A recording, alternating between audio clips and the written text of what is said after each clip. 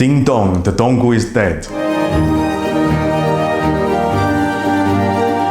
Over the past few years, what's been upsetting for long-time users of MacBooks is Apple's push to make it a lifestyle object. It stripped the ports that many found essential for their daily use. It removed the USB port, the SD card slot, and the HDMI port, as well as the MagSafe connector. Apple did this to push manufacturers into supporting the new Thunderbolt ports. But the reality is, in their everyday daily lives, users needed these ports, and without them, they had to rely on dongles. Dongles which they had to pay extra for, dongles which they had to carry around with them all the time, and dongles which, if they forgot to pack them in their laptop bag, then they couldn't use their laptop properly. So this streamlining of the laptop actually removed functionality from the MacBook.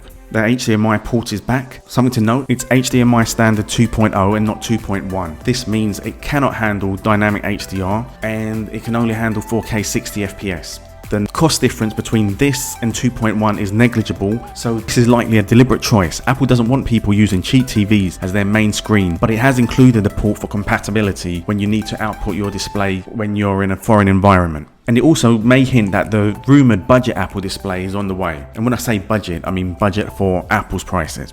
The SD card slot, very important. It is used on the majority of digital cameras, digital video cameras, and so it's the easiest way of moving your data, of moving your files from one device to your laptop. So putting it in is a no-brainer and it should never be removed. So this is a good move.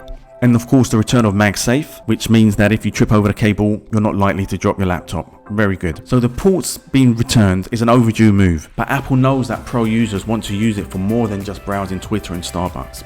When it comes to the chassis, the more recent versions of the MacBook Pro, the sides were tapered to look sleeker. Now Apple has gone for a chunkier design, when it likely could have tapered the edges as well. So this seems a stylistic choice, a retro look about it, a 90s chunkiness. Function over form. A deliberately retro design to signpost that this computer has been designed to be powerful, not beautiful.